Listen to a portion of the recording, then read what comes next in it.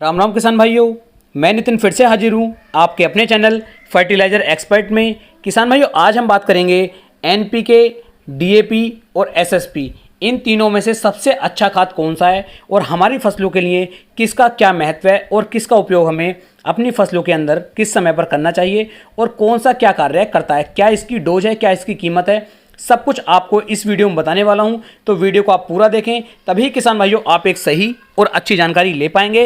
यदि अभी तक आपने चैनल को सब्सक्राइब नहीं किया है तो चैनल को सब्सक्राइब कर लें, जिससे कि आने वाली वीडियो की नोटिफिकेशन आपको जल्द से जल्द मिल सके। तो पहले बात कर लेते हैं किसान भाइयों एनपीके के बारे में। तो किसान भाइयों, एनपीके के अंदर नाइट्रोजन, फास्फोरस और पोटास, इन तीनों का कॉम्बिनेशन होता है, जिसमें नाइट्रोजन होती है हमारी 12% और फास्फोरस होती है हमारी 32% और पोटास की मात्रा होती है किसान भाई इसके अंदर 16%। यानी कि ये एक संपूर्ण खाद होता है। यदि हमारी फसलों के लिए बात की जाए तो एक संपूर्ण खाद की बहुत ज़्यादा आवश्यकता हमारी फसलों को होती है, जो एनपीके के अंदर होता है। अब बात कर लेते हैं किसान भाइयों डीएपी के बारे में। तो डीएपी के अंदर किसान भाइयों डाई अमोनियम फॉस्फेट होता है। यह एक ऐसा खाद है जो संसार में सबसे ज़्यादा बिकने वाला खाद होता है। किसान भाई, इसे आप एक कॉम्प्लेक्स खाद भी कह सकते हैं और बहुत ज़्यादा मात्रा में किसान भाई इसका उपयोग करते हैं। इसके अंदर किसान भाइयों नाइट्रोजन की मात्रा 18% पाई जाती है और फास्फोरस की मात्रा इसके अंदर 46% पाई जाती है।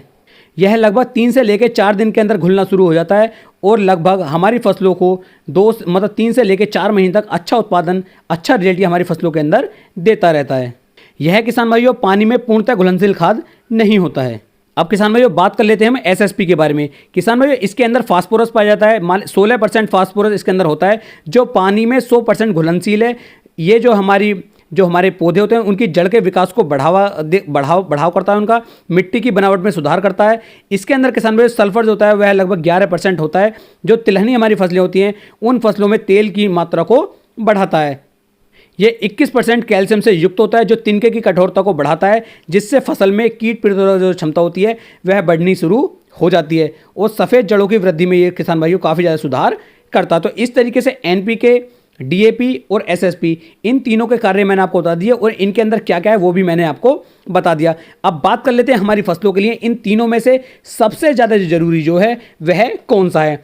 तो किसान भाइयों, मान लीजिए यदि आप एसएसपी का उपयोग अपनी फसलों के अंदर करना चाहते हैं तो सिंगल सुपर फास्फेट का उपयोग करने के लिए आपको जो है उसके साथ अलग से पोटास का जरूरत पड़ेगी। पोटास की मात्रा किसान भाइयों आप लगभग 25 से लेकर 30 किलोग्राम प्रति एकड़ के हिसाब से यदि बढ़ा लेते हैं तो हमारी जो एसएसपी है यह काफ़ी अच्छा कार्य करती है और इसके अंदर आपको जो है यूरिया की मात्रा भी अलग से ऐड करनी पड़ेगी। तब एसएसपी एक संपूर्ण खाद बनता है और काफ़ी अच्छी तरीके से फिर ये आपकी फसलों में अच्छा कार्य कर पाएगा। बात कर लेते हैं डाई अमोनियम फास्फेट की यानी कि डीएपी की। तो इसके अंदर किसान भाइयों पहले से ही नाइट्रोजन और फास्फोरस जो है ये मिला हुआ होता है, लेकिन किसान भाइयों ये एक कॉम्प्लेक्स खाद है, ये एक संपूर्ण खाद नहीं है। तो इसके अंदर यदि आप 25 से लेकर 30 किलोग्राम अलग से पोटास का उपयोग करते हैं तो ये भी एक संपूर्ण खाद बन जाता है और हमारी फसलों को यह बहुत तेज़ी के साथ अच्छी ग्रोथ करने में मदद कर पाता है। अब बात कर लेते हैं एनपीके के बारे में। तो इसके अंदर नाइट्रोजन, फास्फोरस और पोटास, इन तीनों का कॉम्बिनेशन होता है। तो ये एक संपूर्ण खाद है।